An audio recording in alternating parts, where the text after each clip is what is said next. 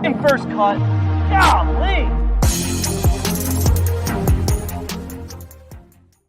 What's up, YouTube? Another Ryder Cupper is headed to LIV, and JT Poston's trying to run away with the John Deere. Hit the like button. Make sure you're subscribed. We'll jump into it right now. Welcome to the First Cup Podcast. I'm Rick Gehman. That right there, Mark Immelman. And Mark, it is good to see you. Happy Saturday. It's good to see you. It's a happy Saturday for me. To watch CBS golf is kind of weird because, ordinarily I'm out there, but a weekend off has been lots of fun. Practiced some golf this morning. Who knew? And watched some golf, some LIV golf and some PGA Tour golf this afternoon. So it's a chilling, man. It's good to be with you. There you go. You deserve the week off. So do you. You're the hardest working guy in sports gaming and broadcast podcasting, the whole lot, man. Just do it all from home. It's a lot harder when you have to travel all over the place like you do.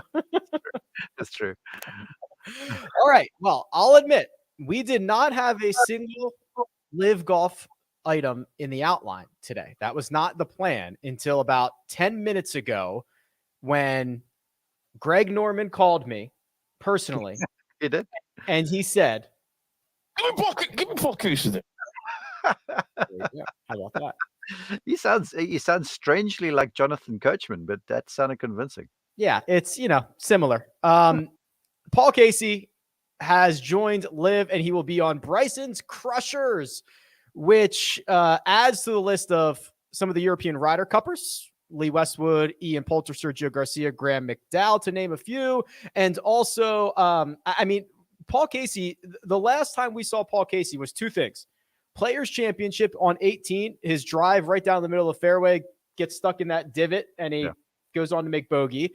And then the last time that he was in a field was the match play, and he played one hole and then conceded the other matches to his opponents. That's the last time we've seen Paul Casey play anywhere in the world. Yeah, he's been strangely absent. And honestly, I'd watched the golf and then I eased outside and just went and had a quick dip in the pool. And my daughter, Isabel, came out and she goes, "Hey, Dad, I just saw on the broadcast that Paul Casey signed with LIV Golf." And I looked at her. I'm like, "Really? Anyone else?" And she goes, "No, just Casey." And she goes, "Are you surprised?" And I was like, "Not really. I'm surprised it took him that long." Right. Because he certainly would have been one of the guys, if you speak of the Poulter, Westwood, Justin Rose sort of player in that sort of era, he's one of those. And so, yeah, now all of a sudden, Casey back in the scene, and we'll be playing again pretty soon, whenever it is for the LIV League.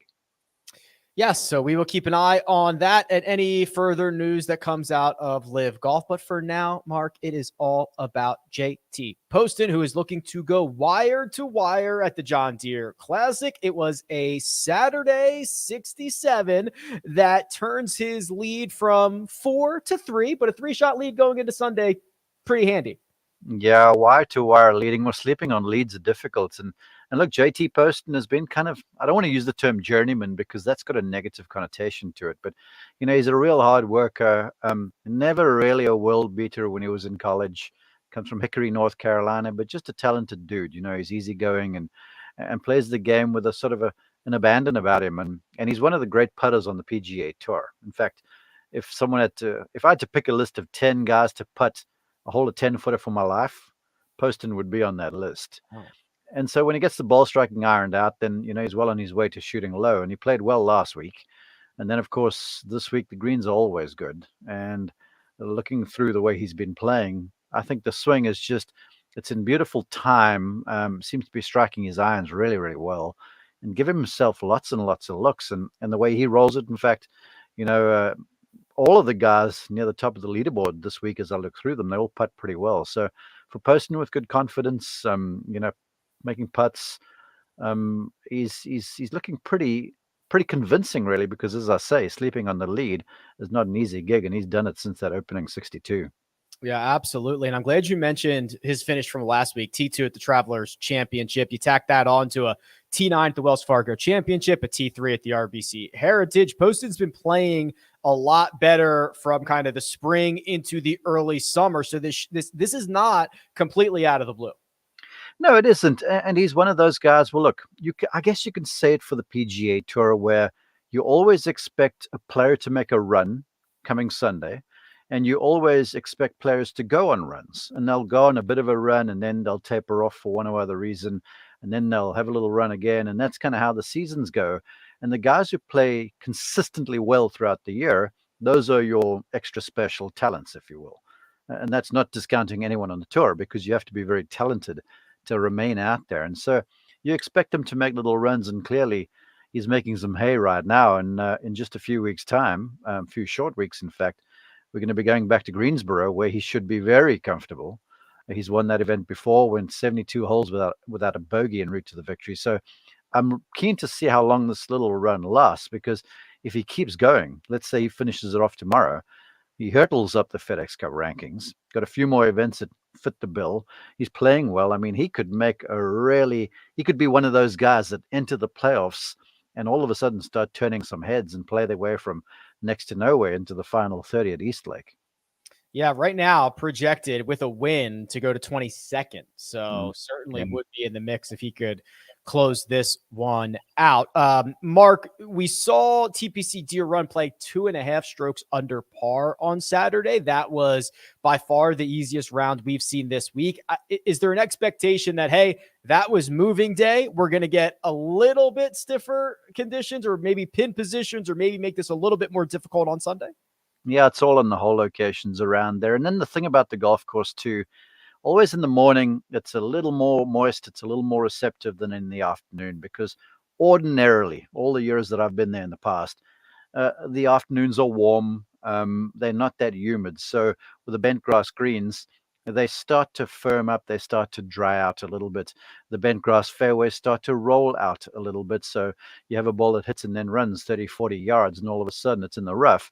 And then you're playing not defense, but you just kind of go ahead and attack as judiciously as what you normally would. So you always expect the scores to clip a little higher in the afternoon. But with the golf course playing the way it is with no wind, I see another scoring fest tomorrow. And whoever's in contention, let's put it this way: JT Poston won't be able to go out and just ease his way to 68 or 9 or whatever. He's going to have to put another good round together to hold off the challengers. Yeah, 18 pars. He's going to get lapped by the field. We'll talk about that field. We'll talk about the odds board, and we'll talk about some guys that might be movers and shakers. But first, we're going to take a quick break and hear a word from our partners.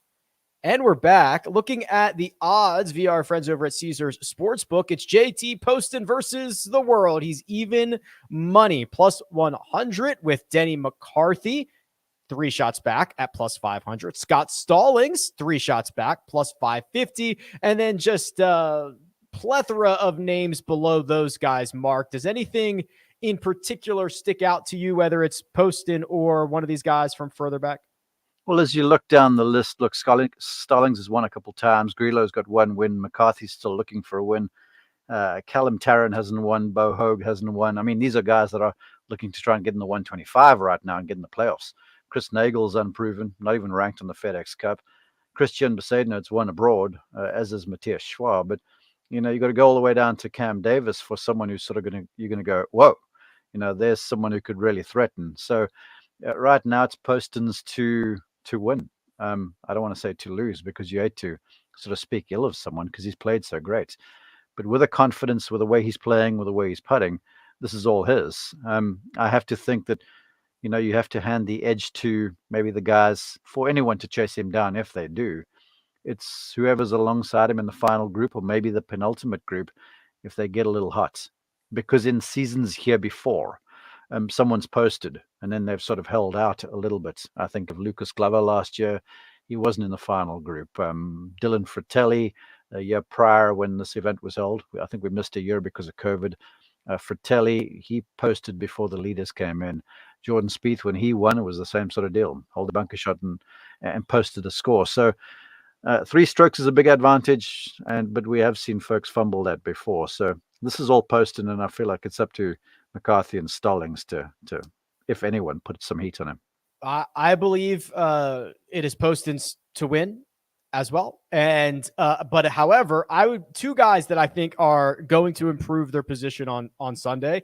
You mentioned Cam Davis, Mark. He's got the firepower to do it, and he gave back like 3.5 strokes to the field on just holes 10 and 11, which is a bogey on a par 5 and then a double, and he still gained 3.5 shots to the field. And then Chris Gotterup, who yanks his first tee shot of the day out OB, or I guess he pushed it OB, backs it up with an eagle. He's the only guy in the top 20, Mark, who's losing strokes putting for the week. So if he gets a little bit of a hot putter, I see those two guys moving their way up the leaderboard. Yeah, I think Chris, coming straight out of college, is realizing that this is unlike college year, where you can, if you have a bad day, you better keep yourself under par, especially on a golf course like this. But to speak of Cam Davis, I just want to touch this quickly, and it's likely going to seem a little hocus pocus, or so kind of almost too ethereal, but I spoke with a performance consultant many years ago, and he spoke of just the athlete, the human being's biorhythms. And you have mental biorhythms and physical biorhythms and emotional biorhythms. And he said that the athlete could get past the physical downers a little bit, but when they're high emotionally and when they're high mentally in their biorhythms, you'll find them playing well. And he showed me graphs where he had proved that athletes tend to peak and valley at the same times in the year, mentally and emotionally, for some reason. So you're looking at Cam Davis, who's had his victory at the Rocket Mortgage event, which is just a little while away. So you find all the same sort of guys playing well through the summer. Like if he was available this week, I would have probably went with Brian Harmon and one and done. So, I'm looking for Cam Davis to put together another good day. Gotterup, I'd love to see him play well as a rookie, trying to, earn his card, if you will. But again, they've got to do something super special. Last week, I was surprised really at Cam Davis. In the Saturday round, he was paired alongside, I'm having a moment, but I think he shot 3 over par on moving day and just backed up in a big way. So it looks like the game is there and he's ironing stuff out. So a big day, I think, in store for the Australian tomorrow. All right, that will be fun to watch. No matter how it goes down, we'll be back after the final putt drops to discuss everything and anything about the event. But for now, big thanks to producer Jacob. He does all the hard work behind the scenes. Mark Immelman is available at Mark_Immelman. You can find me at Rick Run Good. This has been The First Cut. We'll catch you next time.